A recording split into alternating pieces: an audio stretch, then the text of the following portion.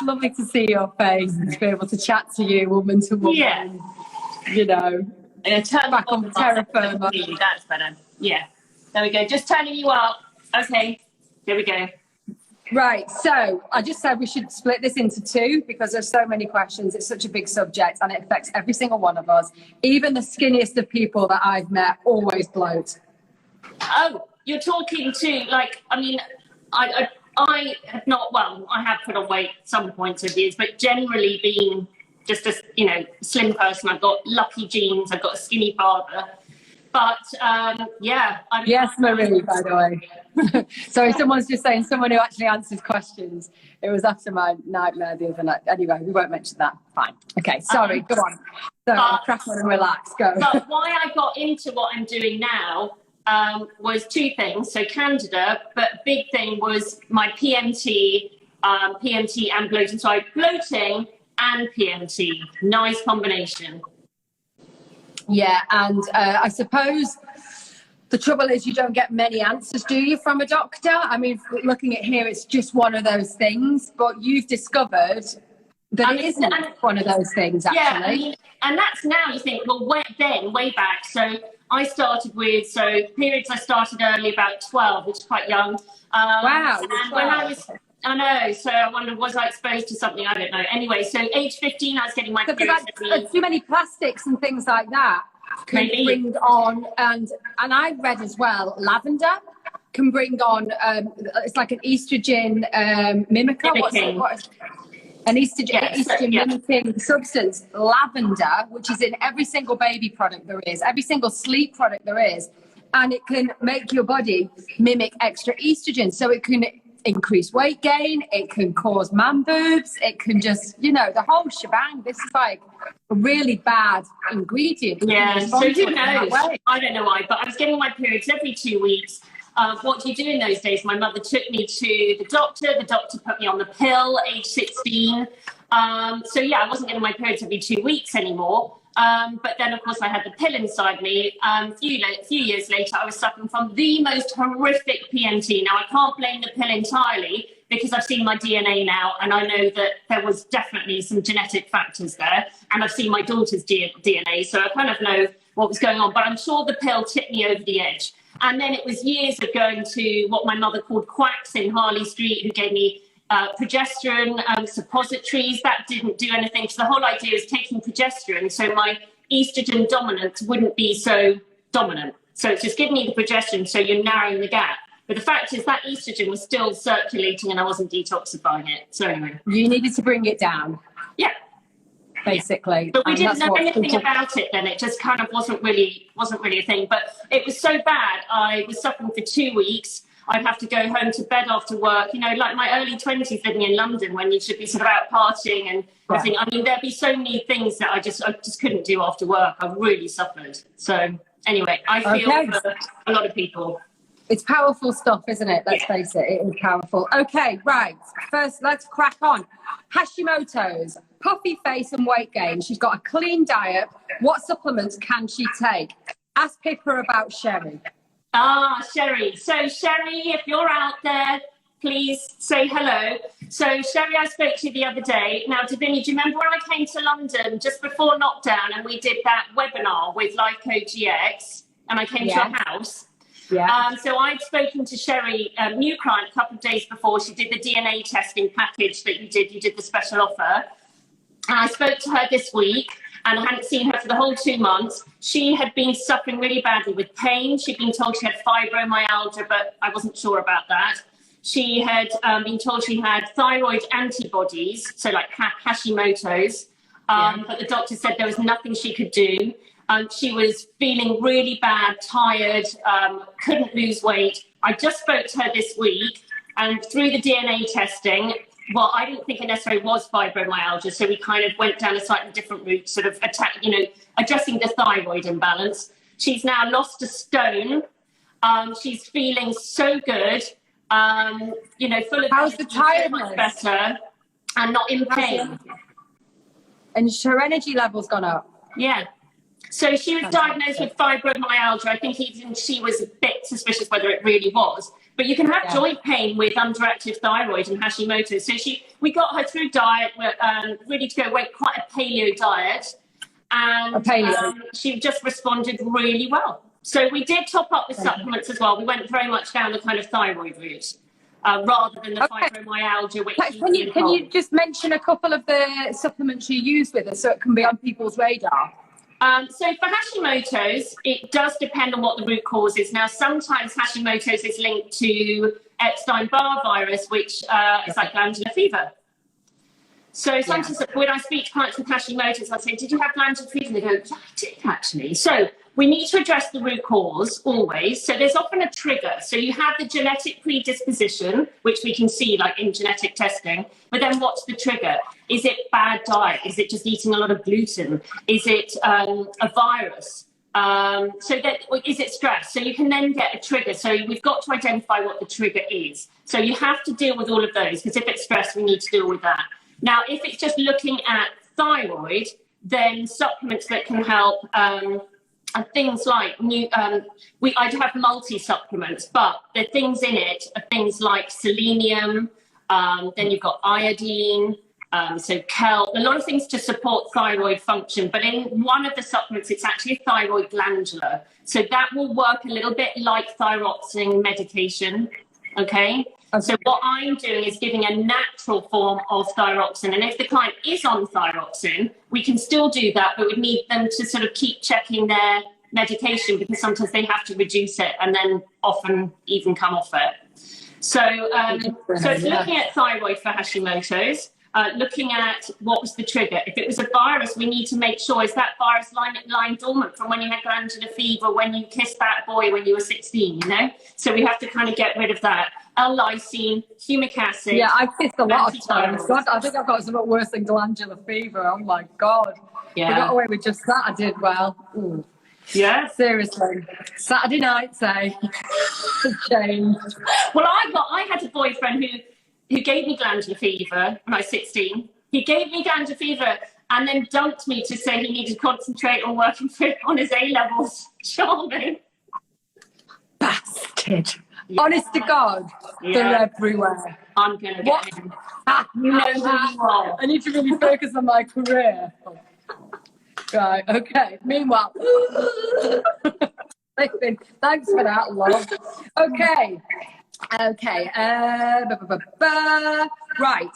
Cellulite. I've got more and more appearing. What's that about? Cellulite. Huge one. Okay, so cellulite, absolutely need to improve skin quality. So externally, we're talking about body brushing, things like that, Epsom bar salts, body brushing, you know, just with those those natural bristle brushes, keep sort of brushing up. Like horsehair, like the horse. Yeah, all of that kind of thing. You just get them, you know, on Amazon. I mean, the trouble with me is, it's just, I don't know, I just can't be arsed doing it, but I hate the cellulite. I tell you, when I found I did get rid of cellulite, because I've had it all my life, and my mum was super skinny and she had it, and my gran was super big and she had it. So it's obviously, you know, but I found I got rid of it. I first went into rehab back in South Africa and I put on a ton of weight because obviously I put down the alcohol and I picked up the sweets and the cakes and everything. Yeah. And I went on a juice diet and it was just green juice. And that seemed to shift it, which makes me think about your dim and that sort of those green vegetables. You hit the nail on the head. Detoxing. That's what makes me think. I mean, you know me, I'm more meat based, and I just like that fast nutrition. I've just made some beef liver pate, but I think that green does shift it, particularly along the back. It's back to those cruciferous vegetables. It's back to detoxification. So if you think of cellulite as like a sluggish system, so nothing sort of toxic. Why is it just around sort of the thighs? Or, I mean, you don't sort of get it around your ankles, but I mean, you get it around sort of your thighs, your reproductive areas. What is it? Well, generally it's around where there is fattier areas. So it can be anywhere. You can get it here, can't you? Yeah, I mean, it can be anywhere, but really where there are sort of packs of fat, okay? Now, the more fat you have, the more it stores toxins. Actually, fat is where toxins are stored. So can you imagine fatty deposit areas? I mean, people have seen it, even women on their tummy as well. But you can, get it. It is very commonly around the thighs. But this is, it's sort of like toxin buildup. So that's where, so just quickly actually to know, if people lose weight ultra quickly, some of these really fatty diets where you're losing a ton of weight very quickly, you release your toxins from the fat cells so quickly and it can make you feel really quite ill. So that's why they sort of can be a bit dangerous. You want to release your toxins quite slowly, but that can be why you feel really bad, because that's where toxins build up in the fat tissue. So the more fat you have, the more toxins you have, because that's where it's stored, unfortunately. Okay. But right, so back to cellulite. So yes, lots of cruciferous vegetables, green. So cruciferous vegetables are all those green leafy vegetables, apart from cauliflower, which is not green. But that comes under all the cruciferous vegetables. So eating a load of those. And can I just ask you as well, because we're getting into summer and everything, and I did notice a personal result when I was just juicing, because I find it really hard to eat loads of veg. I've actually just done a vegetable stir fry because I was speaking to you, and I always feel dead guilty that I'm not eating any frigging vegetables at all. And I'm going to get on the phone to you, I'm going to moan about my cellulite, and you go, so how much broccoli? And there I am with my lunch. Categorically say I've had a 3. It's my salad. Every day I'm on Instagram with my lunch. Salad. But would we be okay to just like chuck them in the juicer? Drink them that way? Right. You're always worried about oxalates and all the, all the protective mechanisms of the plant. Because some people. So I know you like to bargain with me. Always there's a deal, isn't there? So ideally I want people to eat their food. In an ideal world, I want them to eat their vegetables, chew, digestion starts in the mouth, and eat their food. Yeah. But to top that up, you could have some green juices as well. But of course, you're not going to get the fiber, but it's still going to aid detoxification, especially if you put things like coriander in. Very good for detoxification. Yeah. So yes, to boost your diet, then go ahead. So I used to have a juicer. I haven't been juicing for about 8 years actually, but I used to juice a lot back in the day. Now I just eat all my vegetables. So, but if that is difficult for some people, then absolutely add in some juices as well. Okay. All right. Fabulous. But I still want you to eat. I'm going to try it anyway. I still want you to eat some vegetables like broccoli. I've literally done a green prawn, what are they called? A green Thai curry. And I've just done that. That's delicious. I know. So I'm very chuffed with my little self. I'll be tucking into that later. Okay. Bad PMT and horrendous sugar cravings. Right. Okay. Bad PMT, sugar cravings. Most commonly, we're looking at estrogen detoxification, but that involves the gut as well. So you need to look at everything, not just liver detoxification. So when we've been talking about things like DIM, that's to support phase 1. DIM is from cruciferous vegetables. So we were just talking about all those cruciferous vegetables. So absolutely pile in those vegetables. Then it might be appropriate to go on to take something like DIM. It might not be. I don't know this person, so I can't say. Also, really look after the gut as well. And when I'm talking about cruciferous vegetables, also for phase 2 detoxification, we need onions, garlic, asparagus, leeks, Jerusalem artichokes, a lot of sulfur vegetables. So, a lot of veg. And then we need to look after the gut, because ultimately that's how our estrogen is going to leave. It's going to go through the gut and we're going to poo it out. So we need to use this estrogen and we need to poo it out. So we don't want it swimming back around, causing PMT like it was for me for many years. So diet is absolutely crucial. You can supplement on top, but we want to make sure you're not constipated as well, so things are getting out. So it's looking after the gut and liver detoxification. Sugar. Okay, so sugar cravings, I think, if they do all these things, then perhaps if you balance the hormones, then you're not going to be craving the sugar so much. Okay. Yeah. But also I'd start swapping my regular sort of corner shop sugars, i.e. like dairy milks and that sort of thing, I'd start prepping a few days before and start doing paleo desserts, because at least then you're using raw honey and you're using maple syrup and stevia, and you're slowly switching and you're arming yourself, because you've got to make the steps yourself. No one wants you to give up chocolate, because it's a $1 billion industry. So they are highly addictive, and they are just rammed down your throat literally through advertising. So you need to be able to arm yourself like I do. When I walk into a supermarket and there's rows and rows of vodka, that's my devil. I just now psychologically walk past it. So basically, get every artillery you can in your fridge, in your freezer, and just stock up and just make the switch. You're going to just have to invest in a bit of time making little cakes that are paleo, because your body will adjust. And like Matthew came in the other day and he said, do you want a piece of chocolate? And I thought it was a stevia chocolate. And I was just about to reach for it. And he says, it's not your type of chocolate. This is proper chocolate. And I went, Matthew, why are you bringing that into my house when I am premenstrual, you saboteur? Jesus Christ, but I just said no. A few years ago, I would not have said no. I'd have devoured the lot. So you will change and you will adjust, because I couldn't get out of bed without a glass of wine. Yeah. You know what I mean? It is possible to retrain finding alternatives. I mean, on my website, I do have like keto fat bombs and sort of things like that. But yeah, you've got loads of like emergency sort of recipes, because everyone knows I'm not a good chef. That's why I wanted to just juice everything, because just chuck it down my neck, go to a restaurant. I think to balance blood sugars, particularly, you have to really be careful during, after you ovulate, when you've got PMT. So to balance blood sugars, protein. You need protein for breakfast, protein for lunch, protein for, your evening meal. And this is probably the only one of the few times, there are other times, but they're one of the few times that I would say a little snack. I don't advocate snacking, but when you've got this sort of PMT imbalanced blood sugars, I would say a protein snack mid-morning, like a premeditated one, like I'm going to eat this.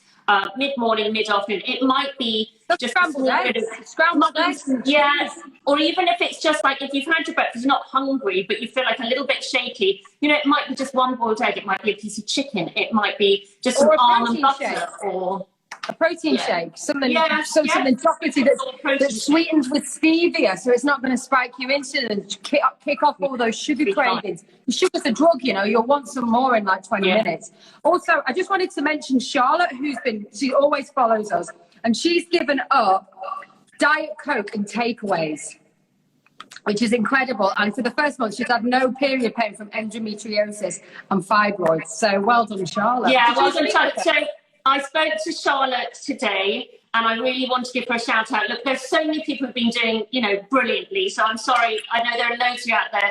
But this was even before we had a consultation. So spoke to her today, first time we've done the consultation.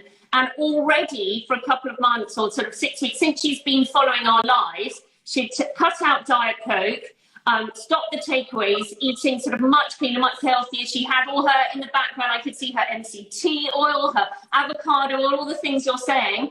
And first month, she didn't notice much difference. Second month, nothing, no pain. Game changer. Oh my God, Charlotte, I wish you'd have a word with my husband. He just comes in with crates of Diet Coke. I'm like, what are you doing?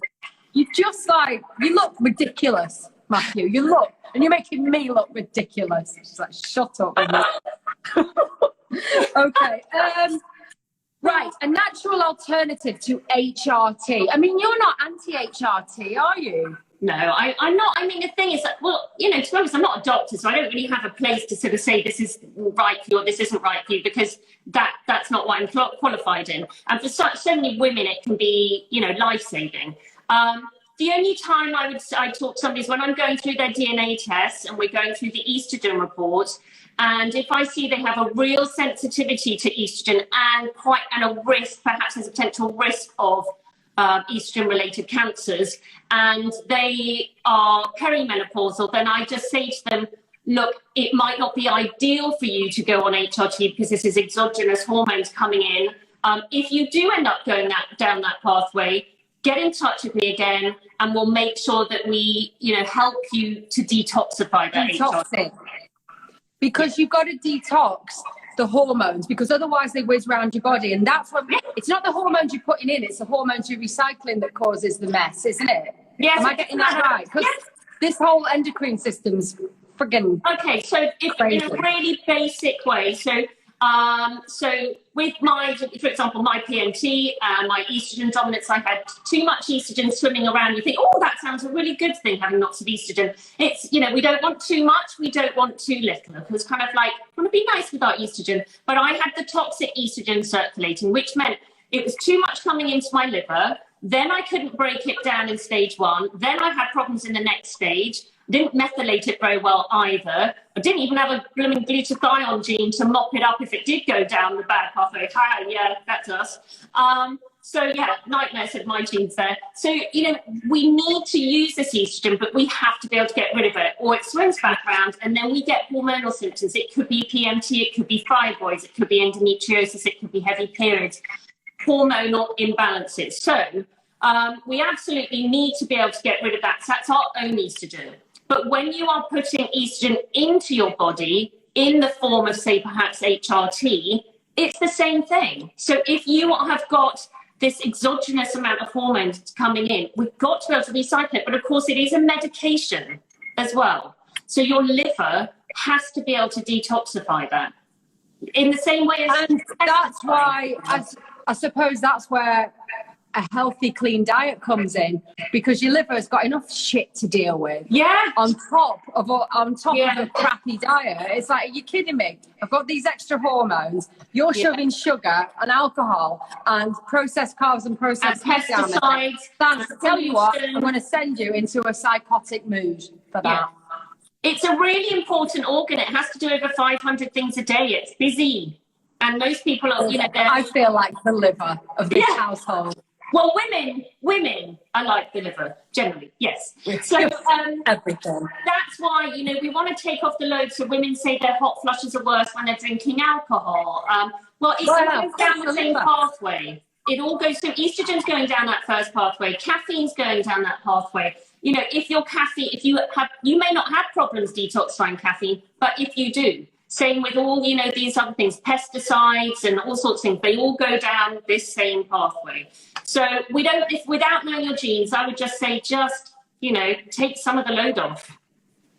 Yeah, the rainbow effect, isn't it? Every day. So don't just go on a big detox. I mean, this is something we just want to implement every day. Yeah, you see, that's why I use like Jason's body wash, just because I think my liver doesn't need to detox flipping Tom Ford. Do you know what I mean? I mean, who am I going to impress with freaking Tom Ford all over me? The dogs? No, I'm just using, it's like $7.99 for a bottle full of we use that done. And I know my liver isn't going to have to start detoxifying anything. Do you know what I mean? And same with shampoo. I just keep it as, not because I'm some sort of hippie chick.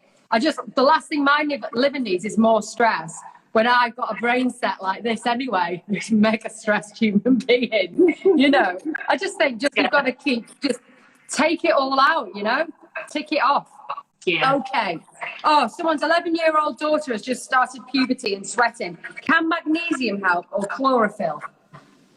Yes, it can do. I mean, so has she actually started her periods or not yet? Now, sweating is something that they will start to show when they go through puberty. I mean, boys and girls. So just to start a little bit of sweating. My house is going to stink in approximately 8 years' time. I'm going to have 4 boys, early 20s, late teens. Really smooth. Can you imagine? Mm.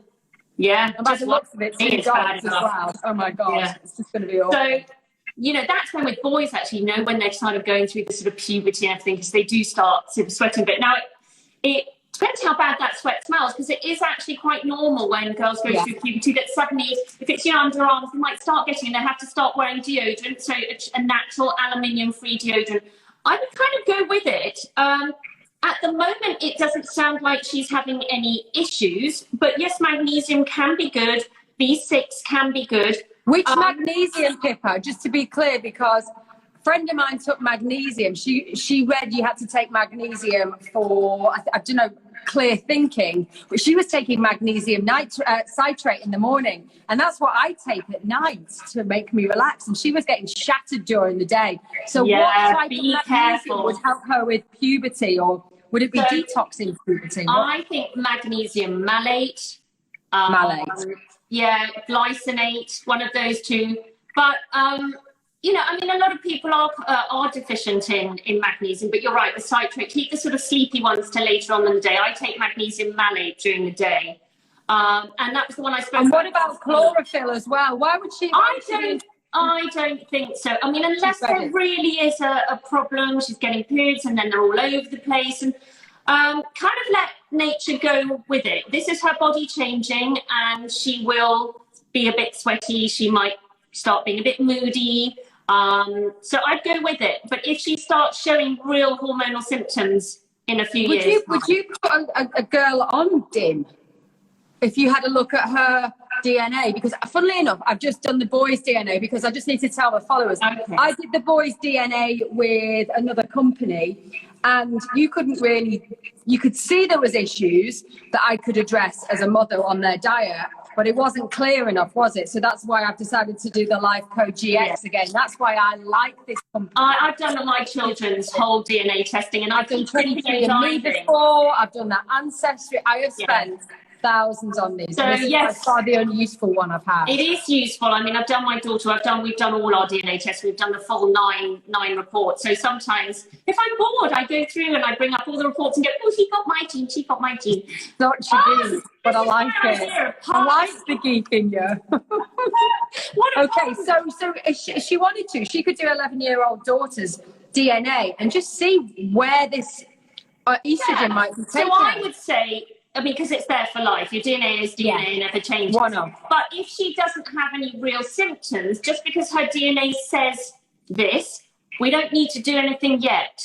But if symptoms change, she gets her period too regularly, or suddenly she develops some cysts on, ovaries. Like, I don't mean to be sort of scaremongering, but it's very common. But, some other hormonal symptoms, or heavy periods, or painful periods, then we'll go look at the DNA testing again and go, oh, right. Well, of course, she is favouring that 4OH pathway. Let's maybe get her on some DIM. Maybe it's the phase 2 detoxification. We need something called CAD glucose. Is it the methylation? Diet, of course, is crucial, but it's trying to tell a teenager to eat a ton of broccoli. It's not always. Or a 42-year-old mother of four. Yeah, in fact. Exactly. Broccoli. Oh, my gosh. Okay, so I mean, basically, and also get this DNA test, because obviously I'm not affiliated with them or anything like that, but as they bring out new genes that they've got information on, they'll update it for you, won't they? And so how more information. Yeah, so how they work is, it's the reason why I chose them. I like the way they report. So as we said before, 23andMe, they'll say that your wee smells after eating asparagus. Brilliant, great. What am I supposed to do about that? Life Code GX, they report on genes and SNPs on genes that we can do something about. Yeah. Okay, so and to be honest, you do need someone like you to talk you through it, because it is heavy science, you know. And it's like, I mean, as much as I love pretty diagrams and everything, I'm just like, what does that mean? And also because I don't know how anyone could do a DNA test without a practitioner, because I'll be talking to you, Davinia, and I'll know how relevant these things are. So you might tell me, so imagine, we've seen generally if I see someone's estrogen test and there's lots of reds and lots of SNPs on the genes, I know once I've analysed it, I know before I do the consultation that they're going to tell me they've got some hormonal symptoms. I mean, it's really. You're going to say, now let me guess, you are a nightmare. Oh yeah, I know, they're telling me, and I'm going, okay, well, I've seen your results, so I guess there was something going on, but I don't know, of course, what that is. But normally I've sort of seen that.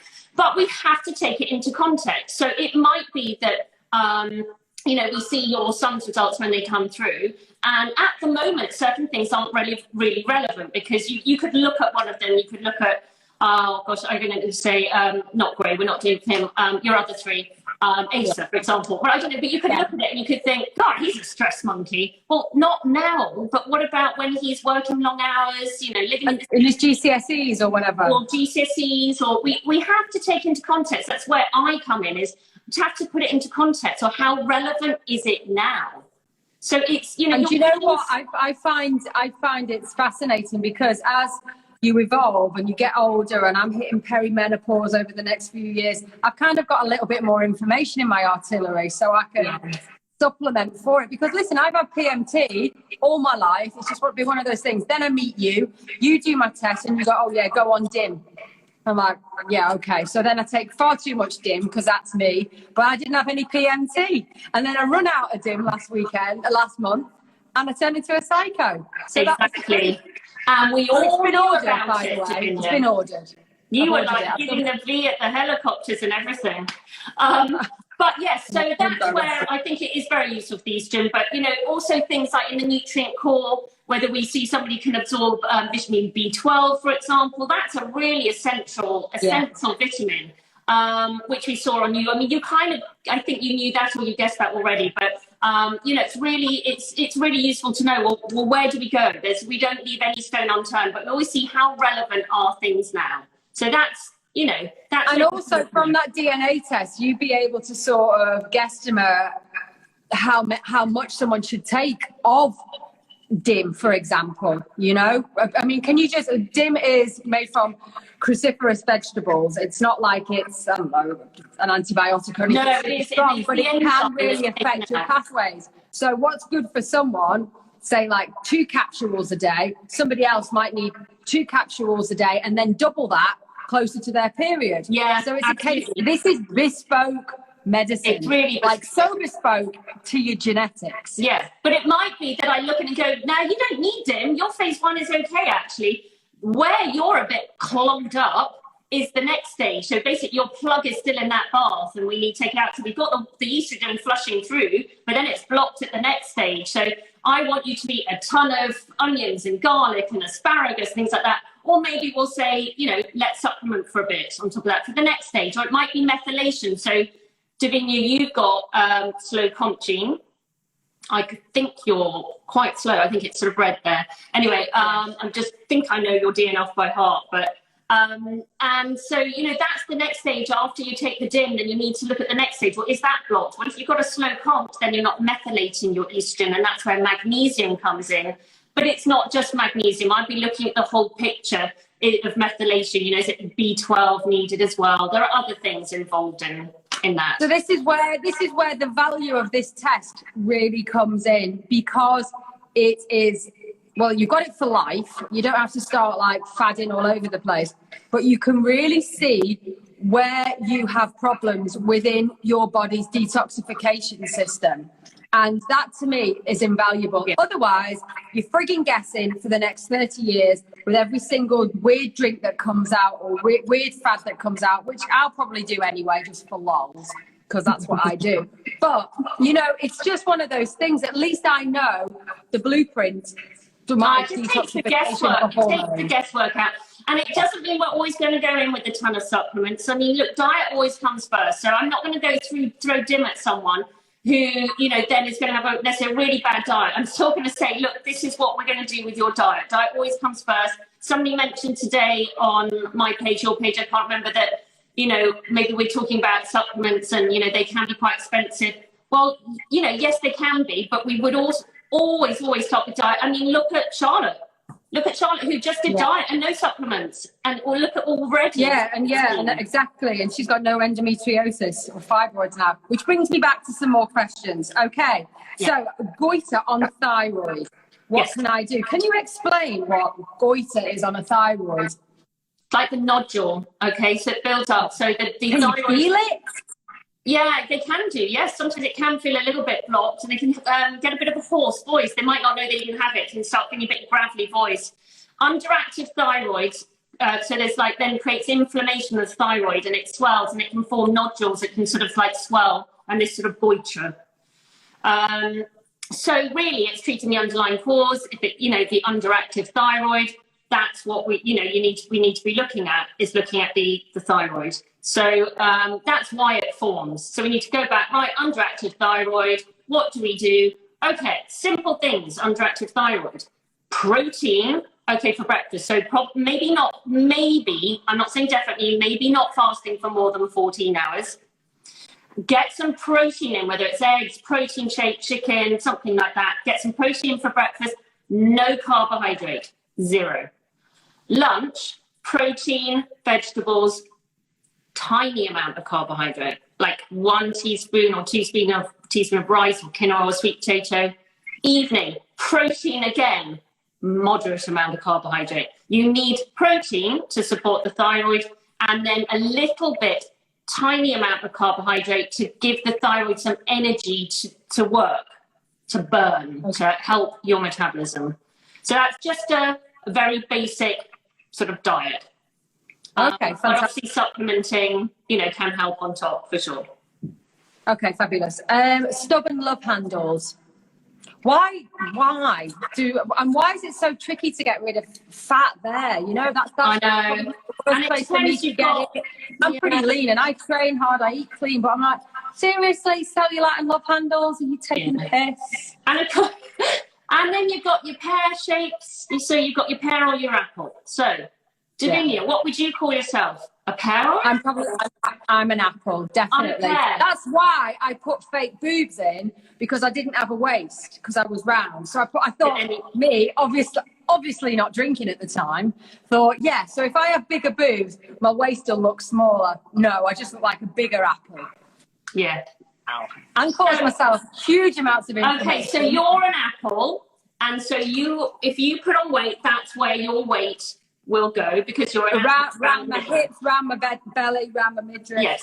Now the last place to go. Unfortunately, that's where if it's around the middle, that's kind of the one that can create more health problems, because that's when you get to around your organs. It's the abdominal fat. So that's an apple, which many women are. I'm a pear, which where, it's around, so certainly when I was breastfeeding, my thighs, that's where I stored the fat, for my breastfeeding, could really grab a whole load of nice chunky amount of fat there. So I'm a pear. So you have different shapes, and that's where you will naturally, even if you are a slim apple or a slim pear, I've got a friend who's really skinny with a sort of quite a, nice little pot belly. So you can still be a skinny pear and a skinny apple, but that's basically where I love it. I'm a carrot. I just saw that, and I'm a carrot. What is a carrot? Just a long, lean thing. I love it. Davinia, someone asked just quickly, someone asked before, how much weight had you lost? And I just saw that go up earlier. Probably about 4.5 stone. Wow. But that's in fat, but the water weight is just loads, because as soon as I took my boobs out, I lost a load of water weight as well, because that was all up here, So it was just a case of, like we were referring to before, getting rid of as many toxins as possible.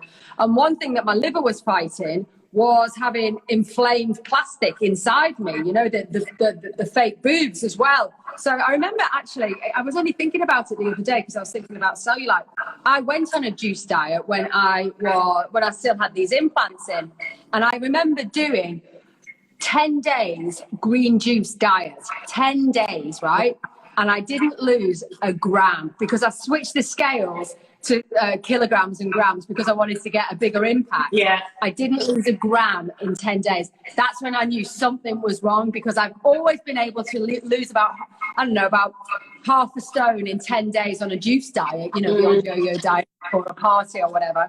But this time I knew something was definitely wrong, and this right boob was hurting, and I just thought that was something that switched on in my head, that I felt, your body was in the Yeah. My liver could not function properly because it had anyway, the right boob was leaking all over me. So. Well, if it was leaking, then your liver couldn't sort of detoxify, but also just the because you wouldn't breastfeed from my right breast. He wouldn't feed from the right breast. He must have been able to smell it. He'd only feed from the left breast. And when the guy took it out, he said, "Oh, yes, it was ruptured." So, but that's normal. I'm like, what? For how long? He goes, I don't know, but it's, it was ruptured. So it's probably best you did take it out. 5 grand, thanks very much. I'm like, this is madness what we do. I know. Isn't it? It's crazy, isn't it? It's always us women that get it. Well, the thing is that we have these thyroid receptors and these estrogen receptors all over our body. And of course, you get these endocrine disruptors coming in and blocking these receptors, which is on our sort of cell wall, and things can't get in. And by the way, because the receptors on the cell wall, the estrogen receptors, we want to improve that sort of sensitivity. Cell membrane support is like omega-3, so oily fish and things like that. And phosphatidylcholine is very good for cell membrane support. So we need to look after our nice cell membrane. So would you say phosphatidylcholine for everyone as a supplement? not far off. Not, I mean, You not, like that, don't you? not necessarily, but I'd be hard pushed to find many people where I'd say, whoa, no, absolutely no way. I probably... Okay. Because I mean, I know some of it's derived from soya, which I'm about like not about with soya because of it. But you think it's okay because the way it's extracted, the phosphatidylcholine that you use, that I use, absolutely fine. I mean, I totally trust allergy research and biotics. I think you're on the allergy research one. As companies, I just the amount of research that goes into their product. Who's gone for me? Oh, I know, it did go a bit. I've lost you. Hang on. Have you gone or have I? Have you gone? Is that you or me? We're fine now, then, aren't we? Aren't we okay now? Or is you're like... Have I gone funny? Yeah. Oh no, have I frozen? Yeah, you've gone back in time. Like, oh no. Oh no, someone can say it's just between you and I. It's just you and me. Is it? Shall I freeze? Becca, I'm just going to freeze and pretend. Okay. We'll crack on. We shall crack on. Okay, right. I hit menopause and suddenly gained fat. I exercise and I eat well, and I'm not on HRT. Help. I know, the blooming menopause. So perimenopause and menopause, everything is slowing down. You've got less estrogen, so your ovaries, your brain is telling your ovaries to produce, female sex hormones, and it's not listening, and then suddenly has the brain take over. So, right, what happens? If your brain is having to produce these female sex hormones, you absolutely, your adrenals, you need to make sure you're addressing stress. Crucial, because obviously your adrenals are going to be pretty busy otherwise. So absolutely address stress. It's quite often a time when people's, parents are getting older, there are other sort of stresses in their life, so address stress. Also, would you recommend things like what I do? So there's like the Wim Hof, hot and cold showers, saunas, meditation, which I'm a bit shit at, I'll be honest with you. But there's a really good device called a Muse, which is like you put it around your head. And basically, if you're really crap with meditation like me, I need a target. So if I'm like on a treadmill, I've got to do like an hour. I've got to do 45 minutes. It's in my head. So with the Muse device, I've not tried it yet, but I'm trying to get hold of one here. Because trust me, I've needed to friggin' meditate. You put it on your head, and as soon as you get into a meditative state, because it reads your brainwaves, you hear a bird sound. So that's like your reward. And apparently, you soon get better and better at it, and you can get yourself into a meditative state really quick. The brain is so plastic, it can just teach itself to meditate.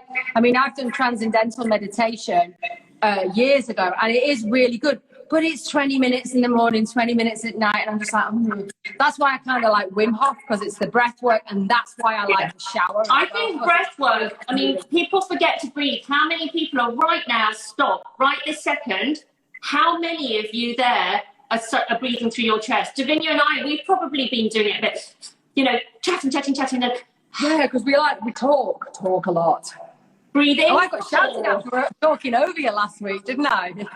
Apparently, someone said. Just talk, let Pippa talk. So breathe in for 4 and out for 6. And we should be doing this every hour, not just once a day, just keep breathing. So addressing stress, okay.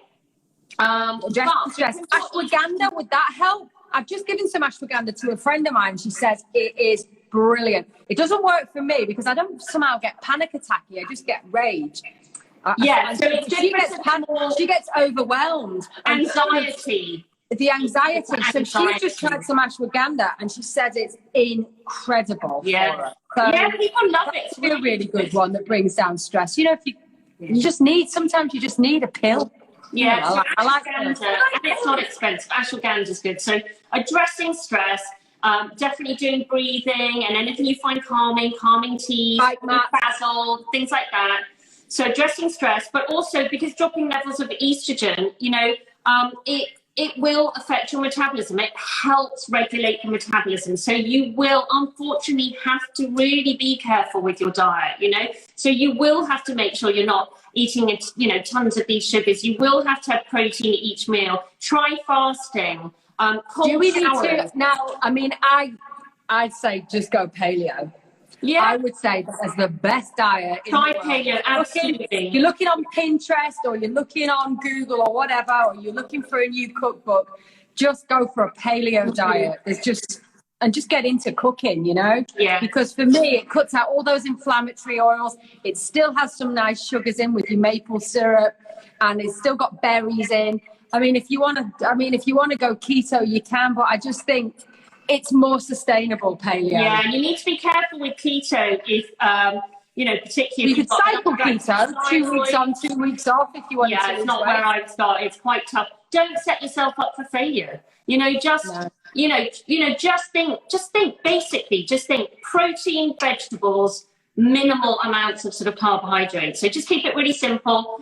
3 meals a day, or try intermittent fasting, cold showers. Carbohydrates. I mean, they release chemicals in your body that are like opiate. It's like an opiate, you know.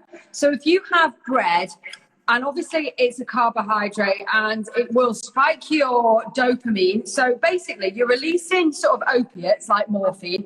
You're spiking your dopamine, so it's like an E. So, I mean, no wonder we all go back for a butty. You know what I mean? It's like having a little party for one at Pret-a-Manger. And it's highly, highly addictive. So I have to just swerve it. I really do. I mean, if I have any bread, it's sourdough. And then I've really got to have a good one. Otherwise, I'm on that trajectory. Yeah. But I mean, and then exercise is important. And for fat burning, you can't beat things like HIIT. I mean, Joe Wicks is doing wonders with his HIIT sessions and things. So I think balancing blood sugars as well, controlling insulin. If you really think there is an insulin problem, things like chromium can help. And selenium. Full as well. Sorry? The selenium and chromium help. So selenium is very good for thyroid, which I think a lot of women, when they hit sort of perimenopause and menopause, it's often, I'm not saying it's underactive thyroid, but their thyroid can be affected. So selenium is a powerful antioxidant, and it's very good for supporting thyroid. Eating sort of sea vegetables, or you might have kelp and things like that, or dulse. I sprinkle dulse, which is sort of a sea vegetable, dried dulse. I really like it on eggs, actually. So sprinkling that onto food, onto your salads as well. And you did some sushi, didn't you? Some sushi wraps. Yeah, Matthew did it. I quite like those. There's one company, there's only one, and I think it's in Waitrose, that do those little nori crisps, and they do it in sesame oil. They don't do it in sunflower oil. Right. Okay. So they're actually, because I was addicted to those ones. I could get them in Costco, and I was just sat in bed drinking a bottle of kombucha, eating these like nori crisps, like boxes of them. That'd be nice, Matthew, sitting your going. But then I just looked at it and I'm like, oh my God, it's in sunflower oil. No wonder I'm flipping addicted to it. I'm chucking it down my neck and I'm inflaming myself. You know, you've got to look out for that sunflower oil. It's rubbish. Yeah, and I think you've had questions, just to clarify as well, we're talking about sunflower oil in processed food. So not cold pressed sunflower oil that you might find in some omega supplements and things like that. So cold pressed sunflower oil, Is that when it says lectin? Sorry? When it says sunflower lectin? I mean, that's one word when it's in sort of foods like that. But I mean, so my Body Bio Balance oil, it's cold pressed flaxseed and cold pressed sunflower oil, which is a nice ratio omega-3 to 6. So that's fine. We're talking about, and I keep it in the fridge, like cold pressed walnut oil. It's lovely. It's in a salad dressing. It's delicious. But we're talking about the sunflower oil that you get in crisps, in processed foods, that you get in margarine, that you get in and deep fat fryers in your local chippy. Yeah. Yeah, exactly. Swerve it. Okay. I can't speak. Fibromyalgia. Thank you. Fibromyalgia on HRT. Oh, I know why you couldn't say it, because I spelled it wrong. I put fibromyalgia. So you're going fibromyalgia on HRT. She's gained weight, she needs energy, and she's got joint pain. Help. Right. Okay. So fibromyalgia. Yeah, we won't get into that now because that's opening sort of a can of worms. But it's fine. Addressing the root cause there. It's. I'd be definitely looking at gut. Fibromyalgia client that comes to me, always look at the gut first of all. So avoiding. So first of all, what would you recommend for the gut? I would go paleo for sure. Cut out gluten. Cut out dairy. Tomatoes. Oats. So yeah, paleo. So think paleo diet. Absolutely for fibromyalgia. Then what would you whacking bone broth? Bone broth 3 times a day. Yeah, get some bone broth for in case of leaky gut. Colostrum, collagen. But I would also be looking at the gut. Okay, it could be digestive enzymes. It could be it depends on the client, but I'd be looking at the gut. But then also fibromyalgia can be linked to thyroid issues as well. So just get your thyroid checked. On HRT and gained weight. So what I want to know is since she went on the HRT, needs some energy. Fibromyalgia, people suffers. Yeah, it's also due to really lacking energy as well, and joint pain. See if the paleo diet, just taking away those inflammatory foods, see if that helps. Yeah, I would. Yeah, definitely. I love that. And also with the joint pains, getting turmeric into cooking, and lots of, anti-inflammatories as well. So natural anti-inflammatories, lots of, cumin, coriander, all these sort of spices. Righty-ho. Heavy periods, painful sore breasts. What can I do? Okay, it's just another form of estrogen imbalance. So everything we were talking about before, heavy periods, that's a classic. And then sometimes they're low in iron, and then the doctor will give them iron. We need to address sort of the root cause here. So that is, again, hormonal imbalance. It could well be estrogen, dominant. So we're looking at, again, detoxification. So absolutely, people say when I get them on the sort of right supplements and we support their detoxification liver, then it can sort these problems out. So same thing, sort of PMT, it's all, estrogen dominance. I'd also be looking at the gut. And there is a beta-glucuronidase is a bacteria which we need, but when it becomes is out of hand and it's too much, and we can see that in the stool test, that can bind to the estrogen just before it's going to leave the body and send it swimming back round again. Great. So that's why we need to look at liver and gut. Okay. So fibre as well. Keep it. Make sure you've got a lot of fibre in your diet. You put me on evening primrose oil as well, didn't you? You quite like that, don't you? So that's very good for hormones as well. I mean, it depends. You've got evening primrose oil, which is a high source of GLA. In fact, I have another one here, borage oil as well. That can be useful for hormonal symptoms. So those are particular ones. GLA just is linked to, there's a lot of studies showing how well it works with sort of hormonal imbalances. Okie dokie. Right, this lady is on HRT and she's happy, but she's got wobbly tummy and legs. She's running and fasting. Okay, so again, is it since she went on the HRT? I mean, if you Google HRT and weight gain, they will say it's absolute nonsense that you do not gain weight from HRT. They'll say that people are just eating more. Look, generalizing. But I know from clients who have not changed their diet, who go on HRT, and then suddenly there are changes. I have a lovely client at the moment who, not necessarily sort of the weight gain, although there's some from the HRT, she decided she wanted to come off it because she thought, she just wanted to go au naturel, contacted her gynecologist. The gynecologist said, right, well, okay, I don't really want you to, but drop it down and take it every 3 days. That's a way of you coming off it. It's like coming off an antidepressant, slowly. So every 3 days she's taking it.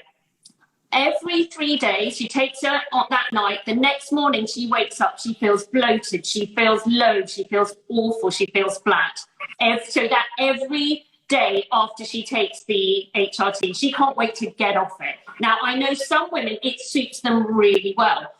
But it just depends on you, doesn't it? It depends. And that's the trouble. We're just shoving someone on HRT and... Yeah. For the majority of women, it might work, but what if you're that one woman it's just being terrible for, and it makes you feel like a freak in nature, or worse still, a hypochondriac? Or pull yourself together, it works for everyone else. Yeah, I know. I put on weight, I'm moody, I feel horrible, I'm bloated. Yeah, well, everyone's different. some people feel great on HRT, brilliant. I'm delighted for you. But, is it since she's gone on there that, now she said she's, putting on weight? So perhaps we need to help you detoxify that HRT. That's why we need to keep looking at. And that client that I spoke about, you see, we could see in her DNA testing that she was sensitive to estrogen. So hence. So would she be right in thinking, did you put her on did you take her off the HRT? Well, she came off the HRT altogether. So what did you put her on to help her then? She's not off entirely yet, but we are going to address that when she comes off, see how she is, and if we need to go in with a little bit of a natural female glandular, perhaps. But, already we've got her on B12 and B vitamins. Things like that are really important for mood and supporting energy. Okay. Can we quickly, because we've only got 3 minutes left. I really want to carry this on next week. Can we ask the DNA company if they'll run us a women's test again, see if they'll do us a code? What, the same special offer? The female panel. Okay. To see everybody, see if we get a discount. Yeah. For that. I think we should try and get a discount again. I mean, I don't know if we might not get as good as the last one. I don't know, but we certainly can. I'm sure we can get it back again. Shall I ask them? Yeah. Yeah, ask them, because there's a lot of people here who've never done it and it's new to them. And you know what? Once you realise the value in it, you're like, God, I've paid double that. And it does. But, it does include for anyone else. Get an offer. It includes the consultation with me, so it's like a one price. So if you see it now on my website, you'll see it. Oh God, see, we're running out of time. Yes. Right, what I'll do is, because we've still got a load of questions here, and we've got loads to talk about actually, like endometriosis and everything, and bloody veins. We need to carry it on. Do you want to do it again on Monday? Yes. And we'll try and get you a code, guys, or something. Yeah. Because I think it's imperative as women that we have these tests. I think it should, should be on the NHS, really. I know. But, what can you do? What can we do? We can't wait. I personally can't wait the NHS to suddenly go, yeah, we approve that, or the FDA or whatever. Yeah. Do you know what my one worry is? And I really hope that insurance companies don't start demanding DNA test results and things, because remember, your genes are not your destiny. So exactly. I know you can. But this is the whole point about it. You can navigate your genes. Yes. Where someone's mum had a terrible menopause, that's not necessary for you or your daughter. No. You know. So you have the technology now and the comprehension of these pathways to navigate it with DIM, with phosphatidylcholine, with bloody broccoli. Yay! Friggin' broccoli, man. Oh my God, I hate that stuff. Guys, let's see you next week. Lovely. And well done, Charlotte, kicking the disgusting Coke. Yay. Pippa, it's lovely to see you. Oh my God, it's so nice to chat to you. I can't tell you. See you next week. Bye, everybody. See you next time. Bye.